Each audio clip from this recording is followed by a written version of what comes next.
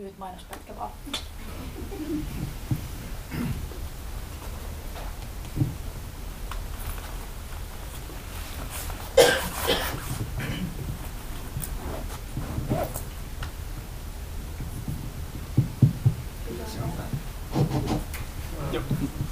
Okei.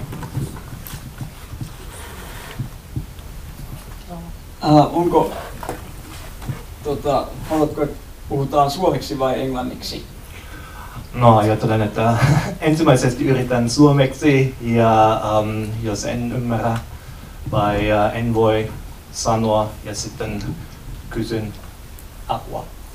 Joo, voidaan tehdä myös silleen, että jos haluat sitten vastata englanniksi, niin mä voin myöskin kääntää sitten yleisölle ja muille panelisteille. Ensinnäkin voitaisiin käydä nyt lyhyt kierros siitä, että ensin kerrotte, että keitä olette, eli oman nimen, sitten mitä edustatte, ja sitten myös tällainen ensimmäinen johdatteleva kysymys, mikä on oma suhteesi susiin? Okei, nimeni on Stefan Goffberg, olen saksalainen ja olen asunut Suomessa vuodesta 2007. Ja olen Susilauman nettilehden päätoimittaja. Ja oma suhde susilla.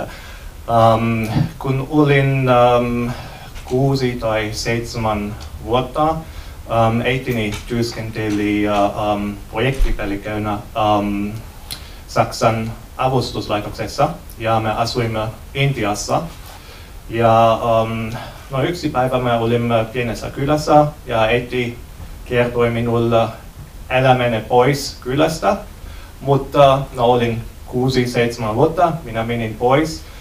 Ja sitten se oli susi, ehkä 5-6 metriä minun lähellä. Ja se katsoi minulle ja minä katsoin takaisin. Ja sitten se susi meni pois. Ja sitten minä aloitin ajatella.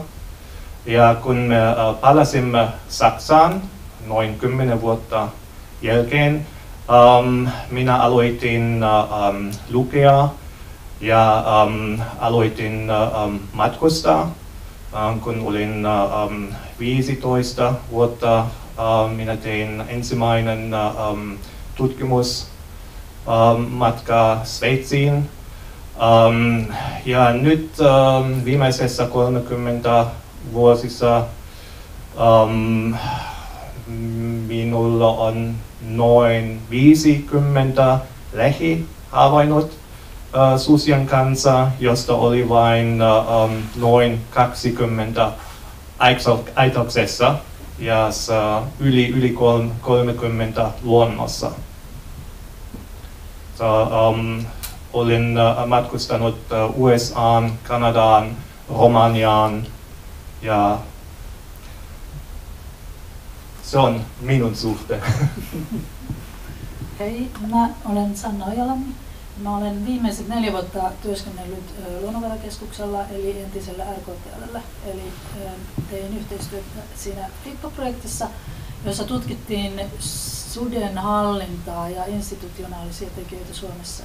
Ja lähinnä se pyrki semmoiseen, tärkein tutkimuskysymys siinä oli, että mitä pitäisi Suomessa tehdä, että saataisiin suden hallinta ja lait toimimaan paremmin tällä hetkellä tämän hetkisessä susitilanteessa. Ja mun toimi siinä oli tutkia juuri tämmöistä niin kuin suden, että miksi ihmiset pelkää sutta ja mitä tähän tilanteeseen pitäisi tehdä. Ja mä oon kenttätöitä tehnyt, meidän ryhmä teki kenttätöitä Varsinais-Suomessa, että ei lainkaan koko Suomessa. Että se on se mun historia, että tällä hetkellä olen sitten vapaa tutkija.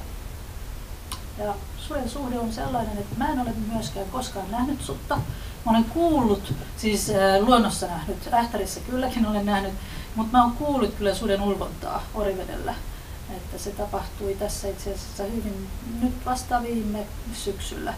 Että vaikka paljon olen siellä Varsinais-Suomessa liikkunut, niin ei niitä niin siellä ole vastaan tullut. Että neutraalisuudessa suseen. Hienoa mielestäni. No niin, mä oon Laaksosen Marjaana ja mä oon ton Suomen luonnonsuojeluliiton Pirkanmaan piirin töissä siellä. Ja olen aloittanut lähinnä näiden susien kanssa suojelua tuossa 2007 vuonna. Mulla on sikäli ollut suteen aina sellainen suhde, mä oon metsissä paljon liikkunut, mutta en ole koskaan nuorempana nähnyt sutta. Ja kaikki yleensä näihin villieläimiin mulla on ollut semmoinen suhde, että ne on niin hienoja, upeita ja kuuluvat tänne Suomen luontoon. Ja sitten 2007 vuonna niin mä päätin sitten liittyä jonkin ryhmään, tämmöiseen susiryhmään, ja lähdin sitten Luontoliiton susiryhmään ja olin siellä muutamia vuosia ja sitten siirryin tänne Pirkanmaalle. Tässä keväällä aloitin Pirkanmaalla. Ja lähinnä mun työ on tämmöistä koordinoimista ja suurpeto tämmöisen toiminnanvetäjänä.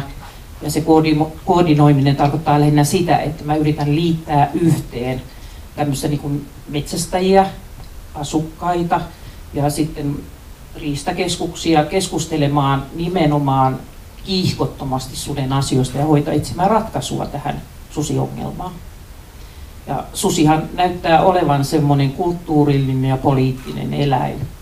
Eli ratkaisuja löytyy varmasti tähän meidän sotaan. Me ollaan tämmöisellä aikajanalla, että ollaan jo 2000 vuosituhannella tässä menossa, niin meidän on syytä löytää semmoisia asioita, millä me ratkaistaan tämä sota, niin kutsuttu sota, joka meillä on täällä olemassa.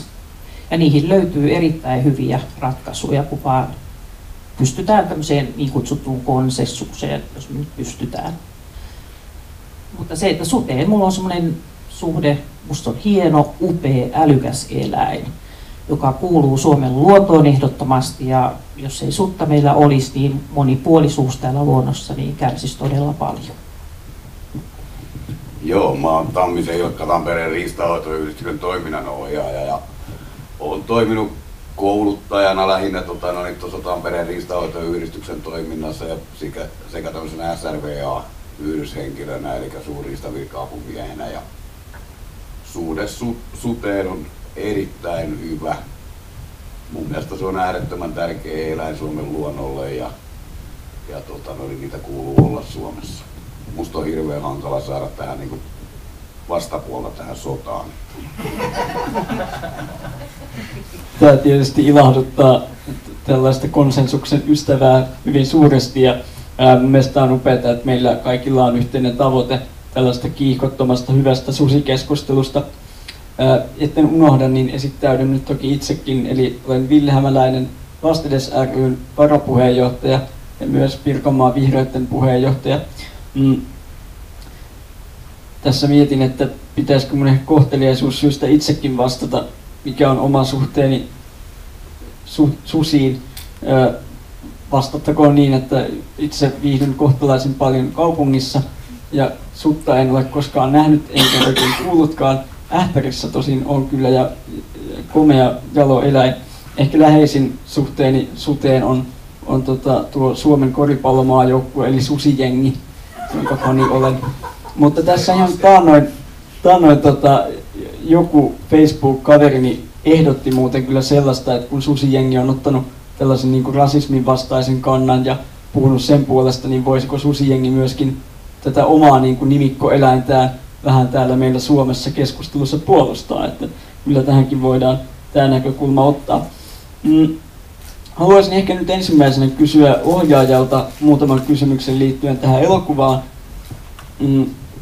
Eli ensinnäkin, jos lyhyesti vastaat, että millaista tätä elokuvaa oli tehdä. Tämä on nyt toinen elokuva tätä sarjaa, niin millaista tätä elokuvaa oli tehdä ja miten tämä mahdollisesti eroaa tästä ensimmäisestä osasta?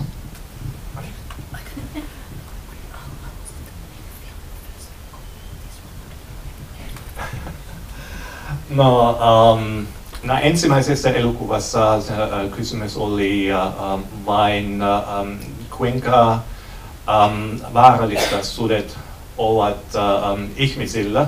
Ja me olimme suden yhteensä aika paljon.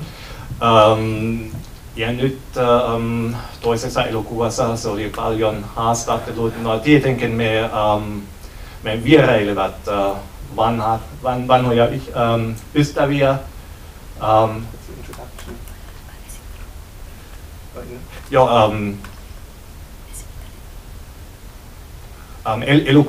elokuvan alussa voitte nähdä tämä vierailemä. Se vanhat ystävät.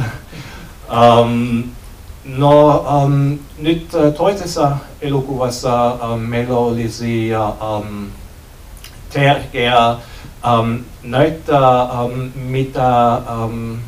millainen Saksassa sudet ja susiasiat hoidetaan. Mielestäni se on iso kulttuuriero. Eli Saksassa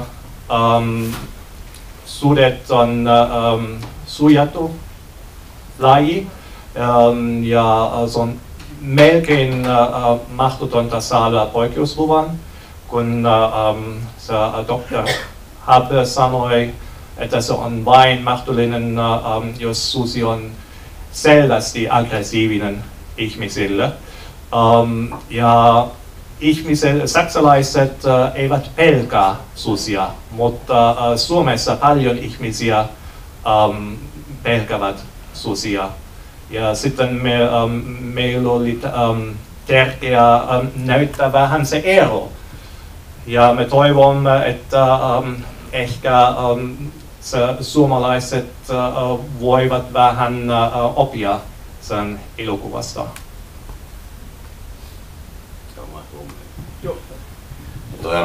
Toi on siinä mielessä, että toi oli täydellistä propagandaa toi koko leffa siinä mielessä, että siinä puhutaan siitä, että Suomessa saa ampua suden, kun se tulee 100 metriä lähemmäksi. Näinhän se ei ole. Eli tää on siis ihan uutta metsästyslakia mullekin, ja tosi mä oon sitä nyt kouluttanut vasta 25 vuotta. Että siinä mielessä, ja sitten se, että toihan on niin kokoomuksen vaalitentti toi pelkäätkö sutta vai et. Siinä vaiheessa, kun tuli ensimmäinen joo, niin vedettiin mikrofoni pois ja tehtiin semmoisella alueella, että kyllä mäkin tiedän, että Hervanasta saadaan pirusti vihreille ääniä, mutta mennäänpä tonne Pyynikille, niin saadaan kokoomukselle ääniä. Että tää on komsi komsaa, niin sanotusti. No joo, mutta ensimmäisesti viime vuosi se oli mahdollista. Susilauman nettilehtestä voi katsoa Riistakeskuksen koulutusdokumentti, joka selvästi sanoo, että jos sudet tulee ihmisten lähellä, se on syy antaakseen poikkeusluvan. Toinen asia on, että kun Saara sanoi, että Verden on pikkukylä ja se on hevos- ja karjakasvattajista tunnettu. Eli mä en muista tarkasti, mutta ajattelen, että Verdenillä on jotain 7 tai 8 tuhat ihmisiä. Ja se on aika maaseudullinen. Eli emme mennyt isokaupunkiin haastattelemalla ihmisiä. Niin, toi on ehkä hyvä tarkennus, mutta toinen tässä nämä asiantuntijan kommentit on sellaisia, mihin haluaisin myöhemmin teiltä vielä kuulla vastauksia.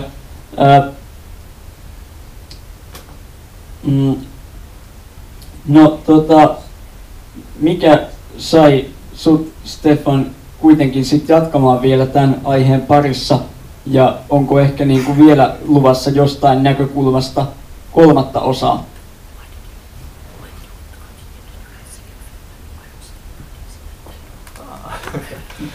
Joo, kun minä sanoin, että ensimmäisessä elokuvassa se aihe oli vain, onko susi vaarallinen ihmisille. Nyt toisen elokuvan kysymys on hoito. Ja en tiedä, jos löydämme sponsori, ehkä se on kolme elokuvaa ensi vuosi. Mutta nyt toinen vastaus Ilkalle on 2014 tehtiin tutkimuksen Saksassa, ja sen tutkimuksen mukaan yli 70% ihmisistä Saksassa tervetulivat suden paloon. Ja että susi tuli takaisin. Nyt tänä vuonna oli uusi tutkimus ja sen perusteella nyt yli 80% ihmisistä Saksassa olivat iloinen, että susi tuli takaisin Saksaan. Ja sen tutkimuksessa myös haastateltiin ihmisiä maaseudulla.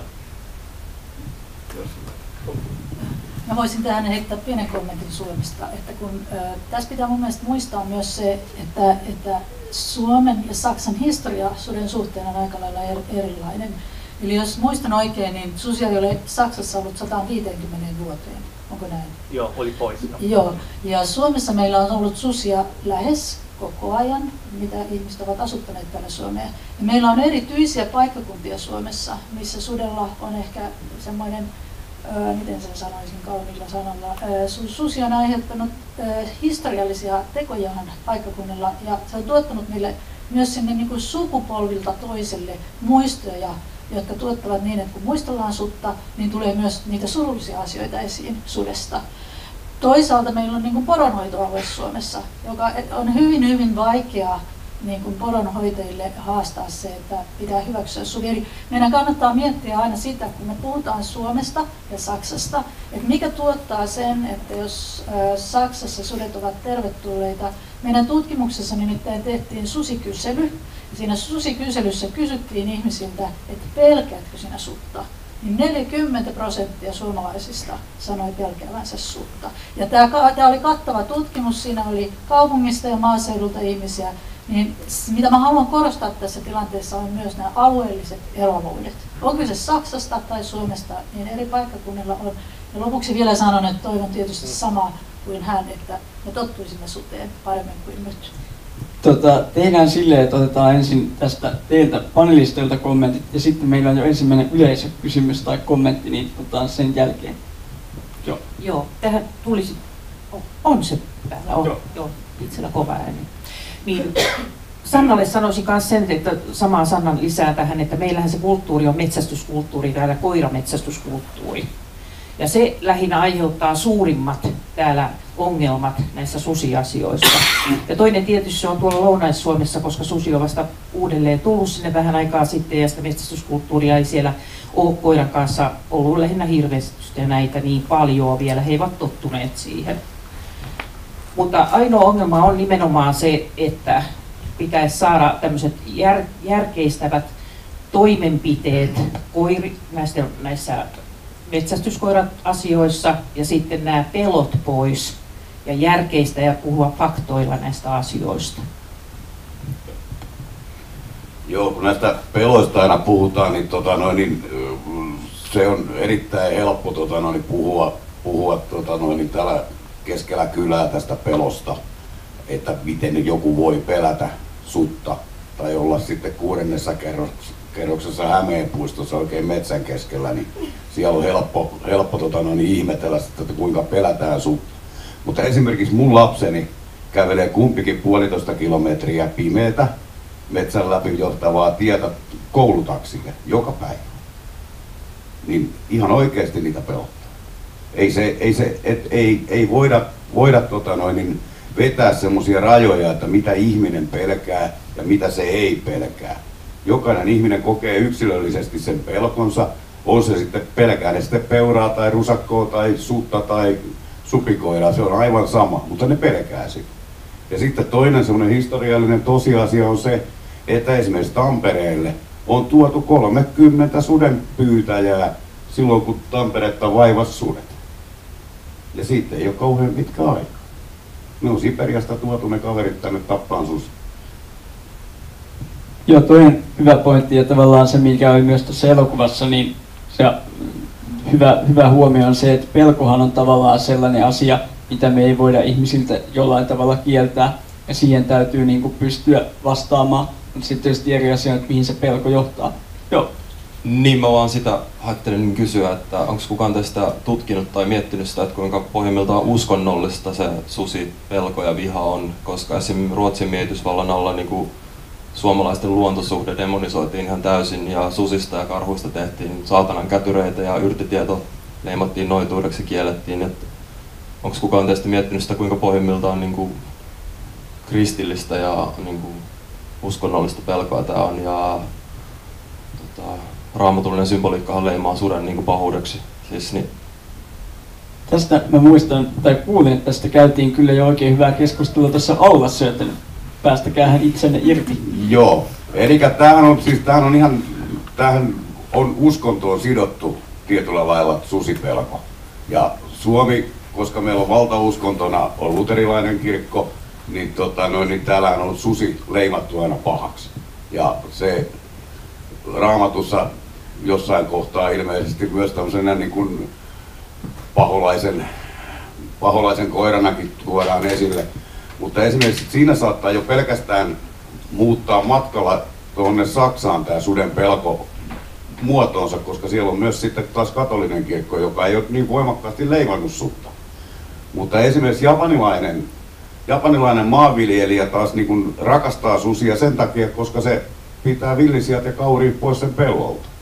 Eli tässä on hirveän paljon tätä uskonnollista asiaa, että mikä ja mistä se johtuu se pelko.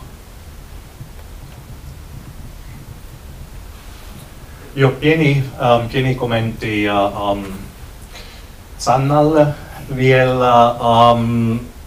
Itä-Saksassa, Tanja Askani kertoi, se on Itä-Saksassa, kun sudet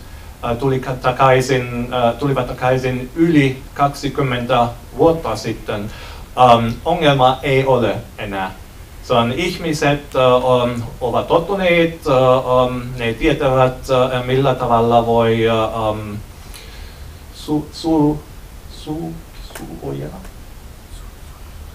millä tavalla voi suojella karjaa. Se on aidat ja karja, suojelukoirat. Ja Itä-Saksassa ongelma ei ole. Ja Itä-Saksassa on isoin osa Itä-Saksassa on maaseutu. Se on paljon karjakasvattajia ja maanviljelijä. Se oli toinen kysymys. Tarvit mikrofoni, mulla on niin kurva ääni. Se on paljon hienompaa kuin on mikrofoni. No niin, eli tässä tuli esiin muutama hyvä pointti, se, että ihmiset pelkää, ja se voi olla tosiaan perusteltu tai ei, mutta se on todellista niille ihmisille. Eli se on tietysti yksi asia, ja media niin kuin ilmeisesti Saksassakin saattaa vaikuttaa siihen aika paljon. Se, mikä minua kiinnostaisi, on mikä on se todellisuus. Eli kuinka paljon meillä on oikeasti kohtaamisia Suomessa, kuinka paljon siinä on kohtaamisia, joka on ongelmallisia, ja millä tavalla ne on ongelmallisia. Niin mä voisin kuvitella, että jos siinä olisi 6 sutta vastassa, kyllä se voisi olla niin kuin aika epämiellyttävä tunne, mutta kuinka paljon meillä oikeasti tapahtuu ja millä tavalla se tapahtuu ja onko se semmoinen, johonkin voisi vaikuttaa, jolloin pystyisi vähentämään niitä pelkoja. Onko ne pelkoja perusteltu? Se kiinnostaisi. Joo, toi oli ihan hyvä kysymys. Viimeksihän susi on Suomessa tappanut 1800-luvulla ihmisen, joten siitä on pitkä aika. Kuitenkin tavallaan myöskin niin kuin susipelkoon yhdistyy nimenomaan vaikka nämä lasten koulumatkat. Ja tietysti se, että sudet on lähellä asutusta. Mutta mistä, niin, vastauksia Tommin hyvään kysymykseen. Mä voin vastata. Mä puhun nyt lähinnä sen Varsinais-Suomesta, missä mä olen eniten ollut ja mun tutkimusalueeni perustui sinne. Tämä on hyvä kysymys. Anna se toinen mikrofoni.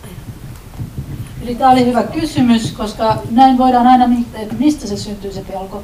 Eli siellä paikallisella alueella tosiaan viimeinen hyökkäys kohti lasta on tapahtunut 881 ja 82. Silloinhan menehtyi 24 lasta oletettavasti suden suuhun sitaateissa.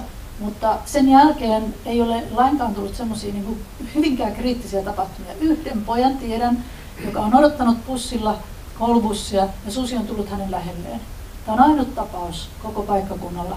Mutta siellä on paljon sellaisia tapahtumia, että susi on tullut pihapiiriin, tai se on myös vahingoittanut koiria tai hyökännyt lammasfarmeille ja vahingoittanut ja tappanut lampaita. Eli se ero siitä, että millä tavalla se pelko syntyy, on tietysti juuri ne tapahtumat. Eli tässä, jos karjatilallinen näkee niitä, ja edelleen paikkakunnalla on todettu esimerkiksi, että on löydetty suden raatoja. Siellä on ollut syötyjä kauriita löydetty koulujen läheltä tai teiden varsilta, kyläteiden varsilta, joka on herättänyt pelon silloin niin kuin kylien ihmisten keskuudessa. Mutta se, että täytyy muistaa aina myös se, että pelko on usein myös kollektiivista. Eli jos me eletään pienemmällä kylällä, sanotaan nyt vaikka 8000 ihmistä, ja sitten nämä tapahtumat tapahtuu siellä, niin ne tarinathan siirtyy ihmiseltä toiselle. Ja on myös todettu pelon suhteen, että ihmiset, jotka pelkäävät kenties eniten, ovat nuoret, siis äidit, joilla on pieniä lapsia, alle 15-vuotiaita lapsia. Ja tämä tuli selviksi ihan meidän tämän tutkimuskyselyn perusteella myös. Eli on joku, jota pelätä. Me pelkäämme lastemme tai me pelkäämme kotieläintemme puolesta. Emme niinkään pelkää sutta, vaan pelkäämme sen takia, että susi voisi tehdä meidän lapsemme tai meidän kotieläimelle jotain. Eli siinä tapauksessa Saksassa on edennyt tilanne mun mielestä erinomaisesti, että siellä kannustetaan erittäin paljon aitojen rakentamiseen, siellä tiedotetaan hyvin neutraalilla tavalla tästä asiasta, kuten mä huomasin siinä elokuvassa sanottiin, että meillä on televisio antanut hyvin paljon tätä tietoa. Tämä mun mielestäni puuttuu Suomessa. Neutraali tiedonanto, mikä toitotetaan. Lehdistö esittää asiat hyvin miten sen sanoisi, uutispitoisena ja vaarallisena. Ja niin kuin tuli tässä samaten Saksassa on varmaan tehty. Eli asia on niin monijakoinen, mutta tämä on nyt vain se esimerkki sieltä, missä mä oon tehnyt tätä työtäni. Joo, se on erittäin totta. Se on Saksassa joka viikolla se on susiasiantuntija vai susineuvoja on kylässä vai kaupungissa tekemään esityksen ja neutraalin esityksen susista. Mutta Suomessa lehdistössä ja mediassa on aina se on taas koira suden suuhun ja taas sellainen ja Metsästäjäliitto tekee aika aggressiivinen propaganda erikoisesti Itä-Suomessa. Ja sitten on ihmiset, jotka lievät, mitä se on? Joo, se on salaliittoteorioita ja koirasusista ja minä luin, että Ähtäristä laitettiin susipennut metsään ja sellainen. Se on paljon sellaisia asioita. Valtio ei anta neutraalia tietoa, Metsästäjäliitto ei anta neutraalia tietoja ja media ja lehdistö ei anta neutraalia tietoja. Se on aina dramatisoitu ja aina hurja tarinoita. Ilkka varmaan haluaa tähän vastata. Joo. Se mikä on dramatisoitua ja mikä ei, niin se on sitten taas toinen asia, mutta jos koira tapetaan mettässä, susi tappaa koiran mettässä, niin kuinka se sitten uutisoidaan? Susi tappoi koiran metsässä, piste. Joo, susi repi koiran metsässä, piste. Vai oliko se, että ilkeä koira meni suden reviirille ja tapatti itsensä, piste. Se, että mikä on dramatisointia ja mikä ei. Tosiasiahan on se, että Suomessa metsästetään hirvittävän paljon erilaisilla koirilla. On ajokoiria, on hirvikoiria. Hirvikoirat ja ajokoirat juoksevat ilman valvontaa metsässä, niitä ei pidetä narussa, vaan ne viedään metsään ja päästetään irti ja ne itsenäisesti etsivät sieltä eläimen ja rupeavat sitä haukkumaan, jolloin metsästäjä tietää mennä sen luokse ja ampua sen eläimen.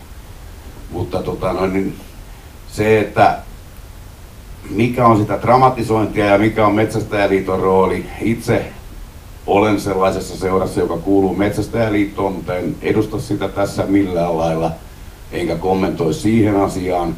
Mutta se, että lehdistö esittää asiat nykyään jo hyvin yksioikoisesti, ei siellä revitellä enää kauheasti. Ainoa nyt sellainen kunnon revitys tässä on viime aikoina ollut se, että kun se peura tapettiin siihen olohuoneen ikkunan alle. Et se on mun mielestä niin se hyvä revitys.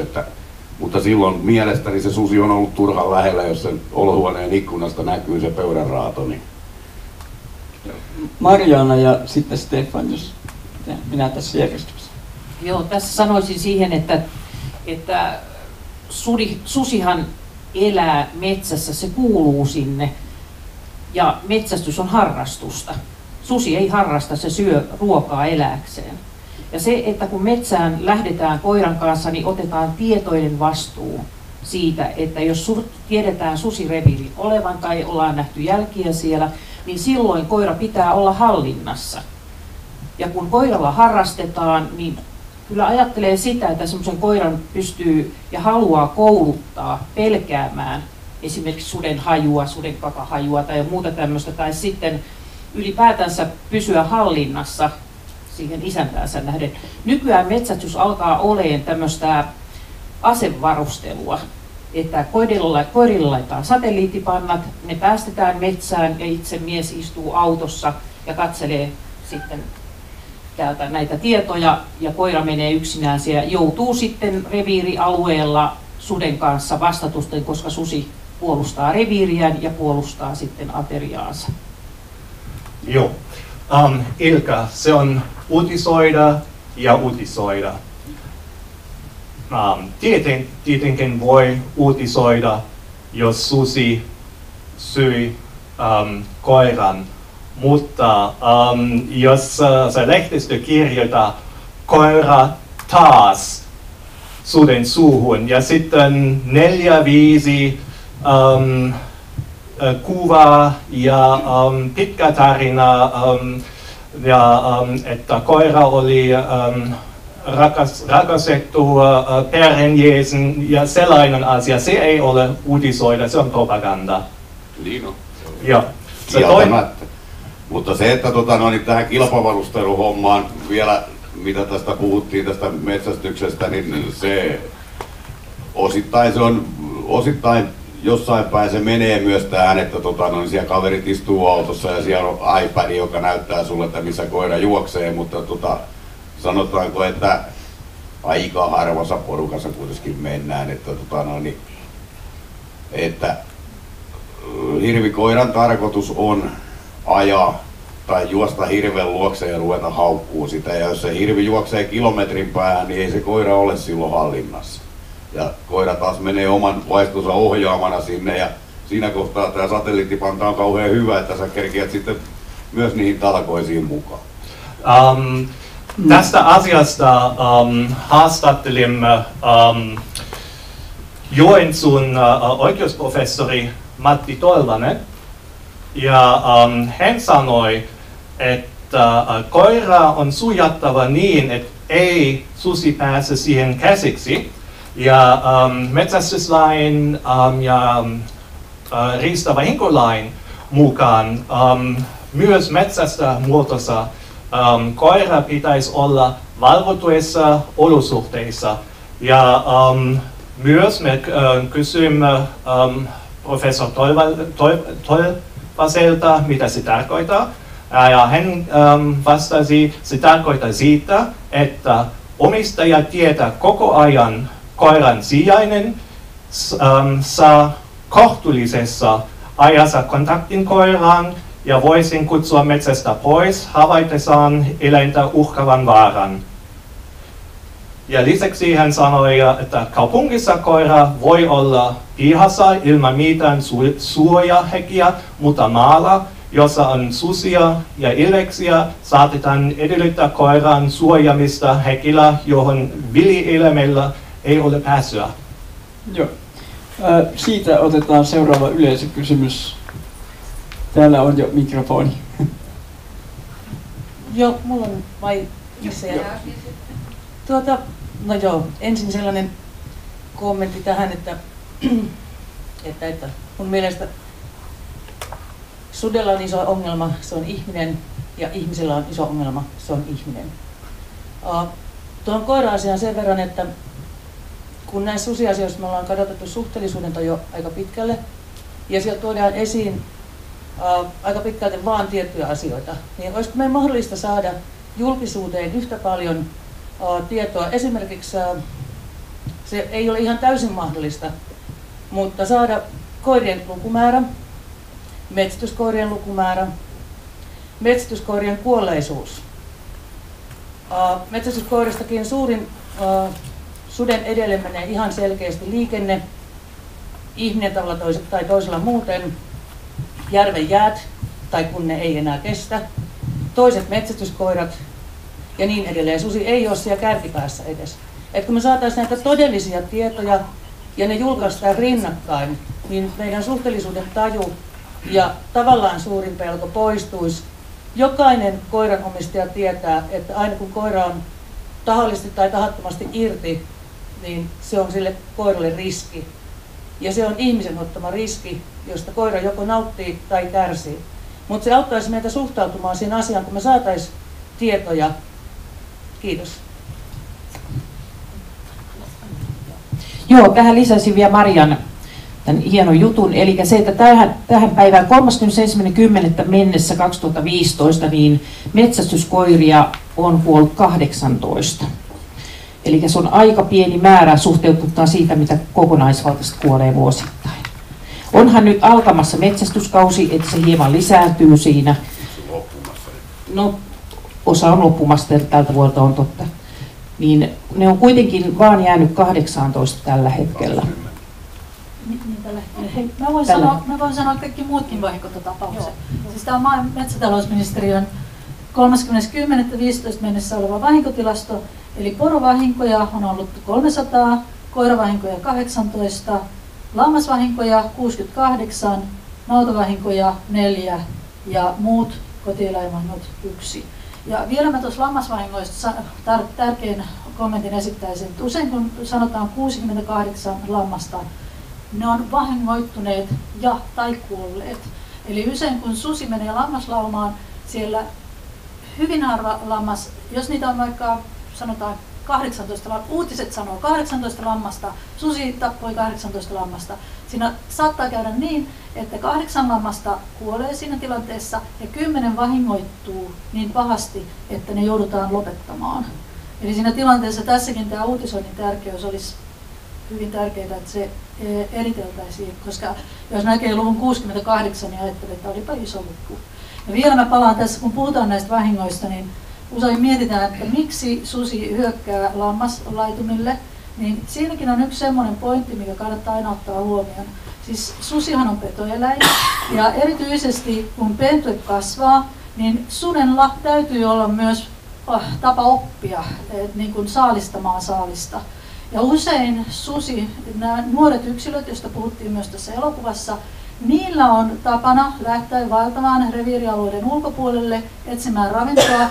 Ja usein, jos lammasvahingot tapahtuu niin, että lauma ryntää lammastilalle ja lammasaitaukseen, niin ne on juuri näitä nuoria, hyvin usein nuoria sudenpentuja, jotka kasvaessaan myös harjoittaa saalistamista, joka usein unohdetaan, koska me niin kuin unohdetaan tässä usein tämä suden käyttäytymisessä hyvin biologiset tavat, millä se eläin, petoeläimenä käyttäytyy.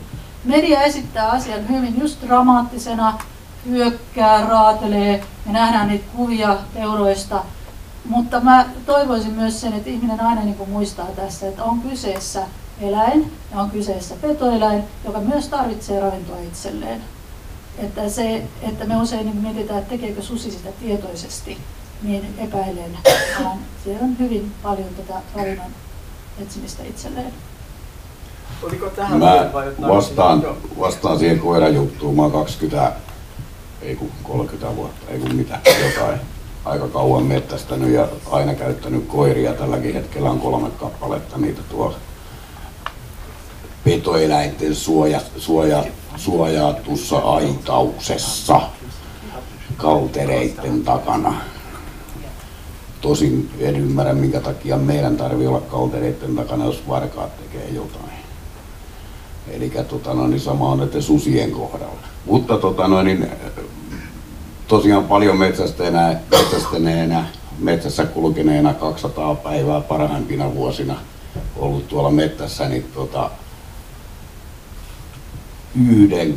yhden koiran on meidän porukassa menetetty jäihin, yhden on toinen koira tappanut ja jokunen on jäänyt junan alle. Et siinä on niinku se prosentuaalinen. Yhtään koiraa meiltä ei ole susi vienyt, mutta jouduimme 3 vuotta hirvestämään ilman koiria susiongelman takia. Että tässä tilastoa siihen asiaan. No, juuri tätä mä tarkoitin, että mielikuvat on yksi asia, mutta ne on vain mielikuvia.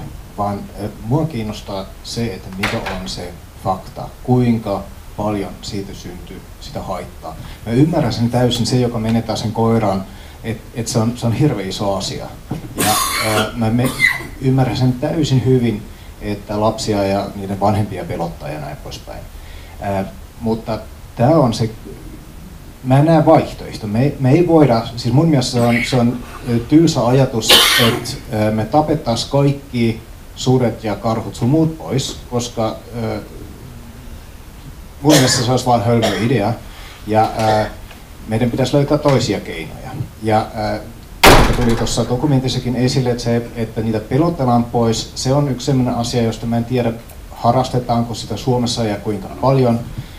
Sitä joskus varmasti jossain baariyön jälkeen mietittiin, että pitäisiköhän kehittää joku karhukarkote-laite, joka tosiaan tekee jotain ääntä ihan vain sen takia. Ei tarvitse, on kehitetty niin, jo.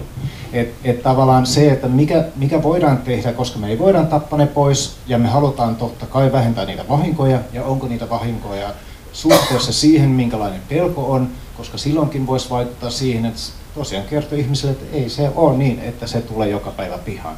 Että tavallaan päästä semmoisen niin realistisen ja faktapohjaisen keskustelun. Sen takia mä ajattelin, jos teillä on siihen tietoa, se olisi erittäin kiva kuulla. Joo. Mä voin tähän vastata heti sen verran, että Suomessa tämä SRVA-työ, eli suurriistavirka-apu, hienolta nimeltänsä, eli me koirat, jotka juoksemme tuolla metsissä poliisien kanssa, niin meillä on siihen tarkoitukseen koulutetut ihmiset, jotka tulevat pelottamaan karhua. Sitä ammutaan tämmöisillä värikuulapanoksilla, joka lähtee 200 metriä sekunnissa ilmanpaineella ohjattuna karhun persuksi.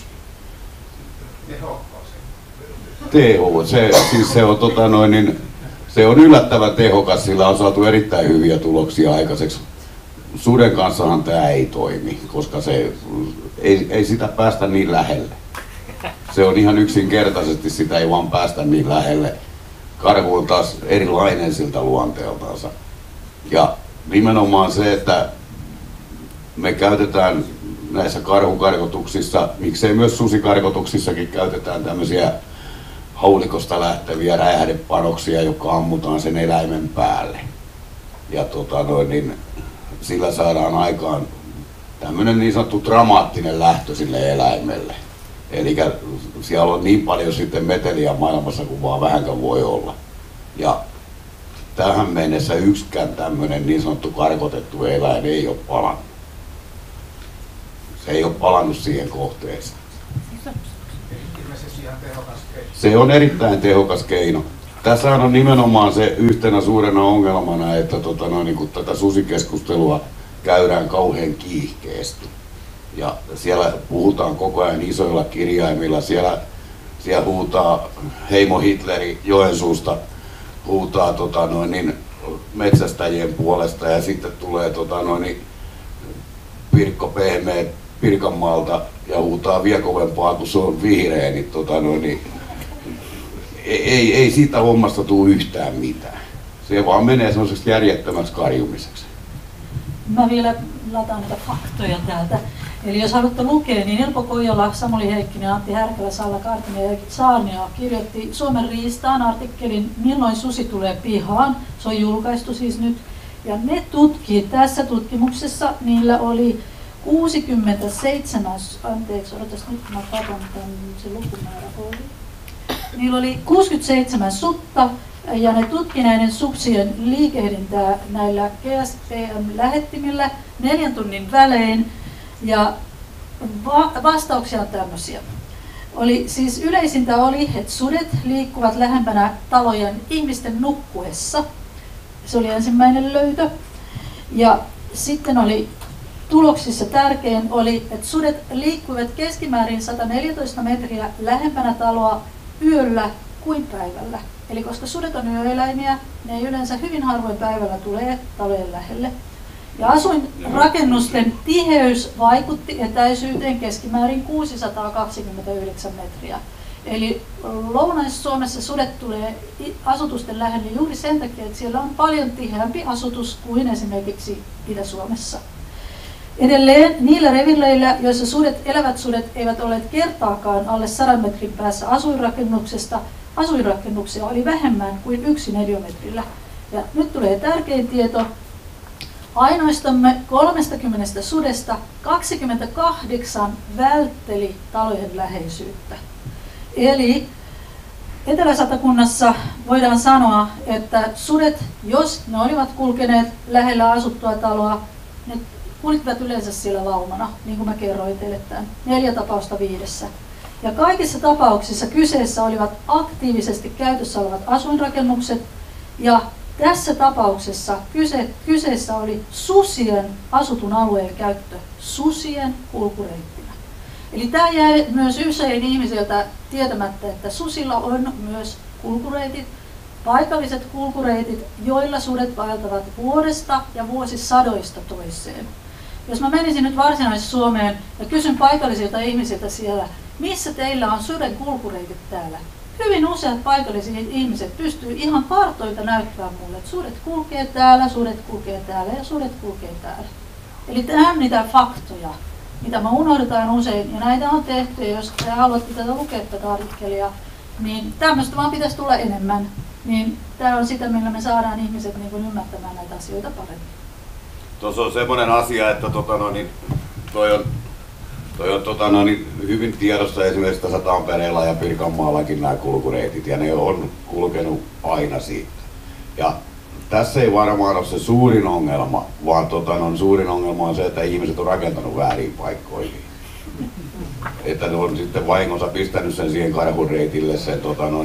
Esimerkiksi Kalkku on semmoista aluetta, että siellä joka vuosi nähdään karhuja.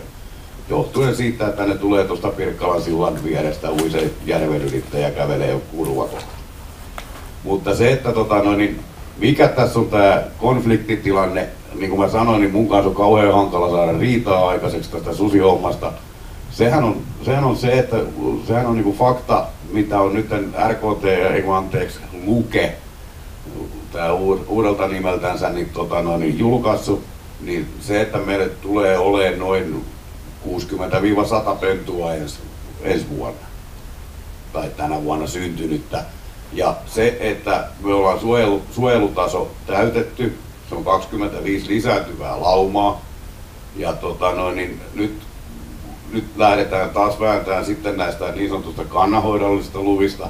Mun mielestä olisi kaiken tärkeintä olisi se, että jos susi alkaa toistuvasti käymään siinä pihapiirissä, niin silloin tarvitsisi saada tehdä jotain. Se on ihan sama, että jos te olette tietokoneella ja sinne toistuvasti tulee se virus ja se rupeaa joulupukki hakkaa niitä kirjaimia pois täällä ja näin, niin teettehän te jotain sille asialle. Se on ihan sama, jos se käy siellä lammaskatraassa säännöllisesti joka kevät syömässä kaikki karitsat sieltä. niin pakkohan siihen on jotenkin puuttua. Tämä on se suurin fakta varmaan, mikä on tämä susikeskustelun ydinongelma. Joo, toi oli ihan aiheellinen kysymys. Otetaan ensin kommentit ja sitten lisää yleisökysymyksiä. Joo, kyllä jos sudet tulevat usein asutuksen lähellä, pitää tehdä jotain, mutta yksi tai 2 viikkoa sitten ajattelen, se oli Ruotsissa. Susi meni karjan kimpuun tallissa ja vanha mummo menivät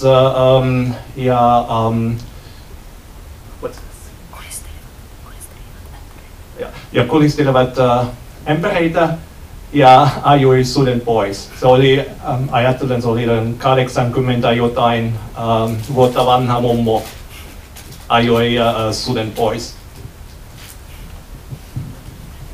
Joo, sen verran sanon vaan vielä tuohon, että Luken viimeisten arvioiden mukaan Suomessa on 22-43 susilaumaa.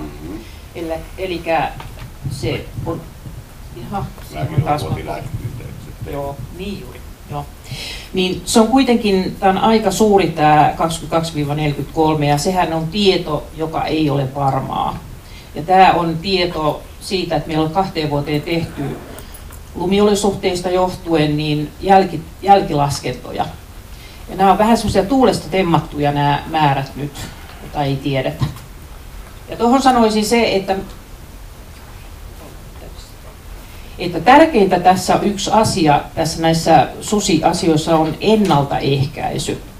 Ja nimenomaan kun Länsi-Suomessakin on ja Keski-Suomessa ja muualla näin, missä on nauta- ja nämä lammasfarmit, niin suurpetoaidat on semmoiset, jotka tällä hetkellä kaikki, jotka sen haluavat, saavat.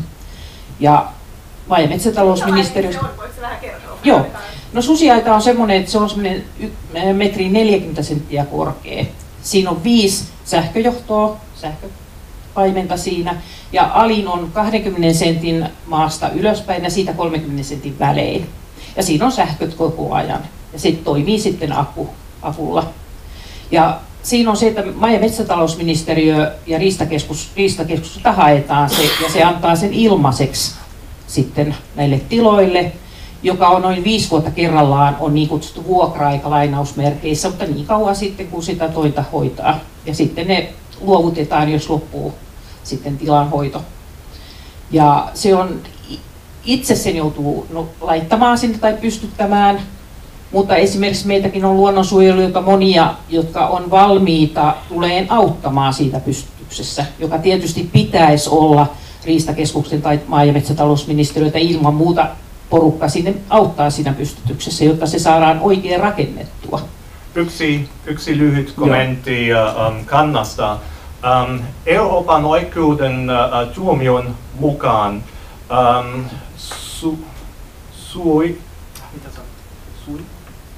favorable conservation status.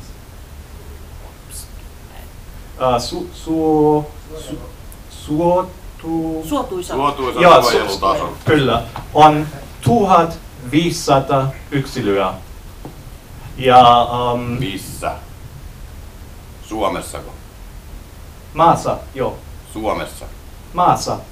Missä maassa? No, Euroopan maassa. Niin yhteisä Euroopassa? Ei. Se on yksi maassa. Se on Euroopan oikeuden tuomio. Se on 1500. Ja jos kanta on vähemmän, teoreettisesti ei saa mitään metsästä. Ja erikoisesti ei kannanhoidollista metsästä. Mielenkiintoista.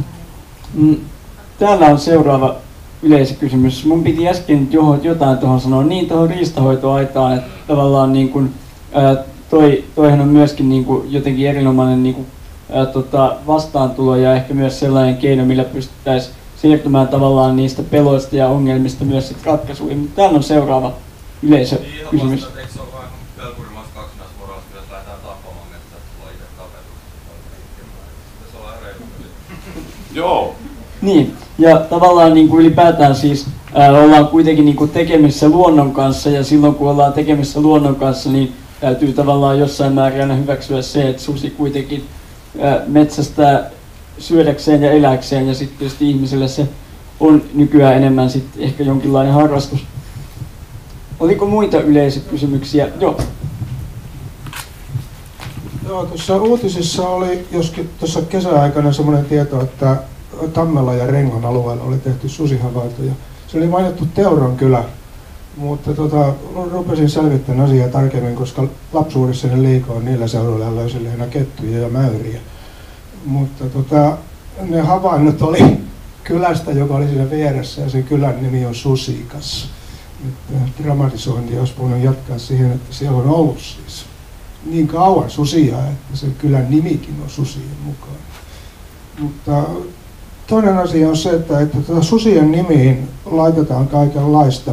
Suuresti arvostamani Samuli Paulaharju menetti tässä pisteet, kun luin hänen 100 vuotta sitten kirjoittamassa kirjaa Lappalasta ja Kolttien mailla. Ja siellä kerrotaan, miten lappalaiset vihaavat susia, koska ne tuhoavat laumoittain poroja. Ja sitten kaikki, mitä siinä kuvataan, on selvästikin ahman tekosia. Että siinä meni Paulaharjun pisteet.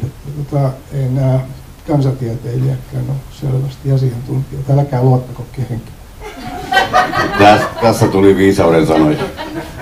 Siinä tuli aikamoisia neuvoja.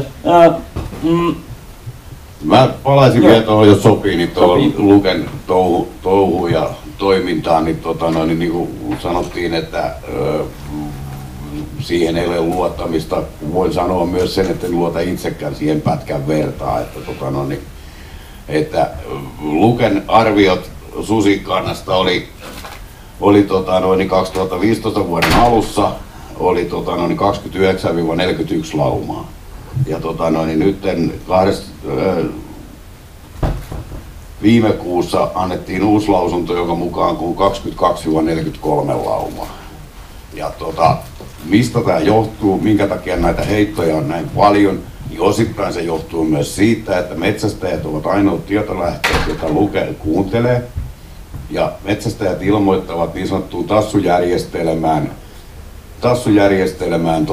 nämä havainnot.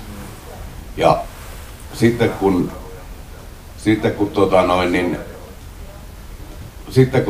Lukelta ilmoitetaan metsästäjille, että ei tämä pidä paikkaansa, että te on nähnyt ilveksen jälkiä.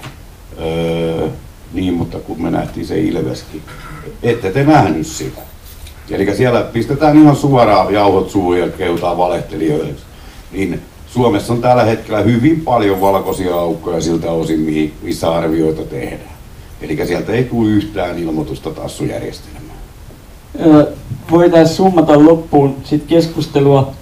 Mä kysyn viimeisenä kysymyksenä sen, että susi herättää pelkoa suomalaisissa. Siihen voi olla monia syitä ja se pelko voi olla perusteltua tai vähemmän perusteltua.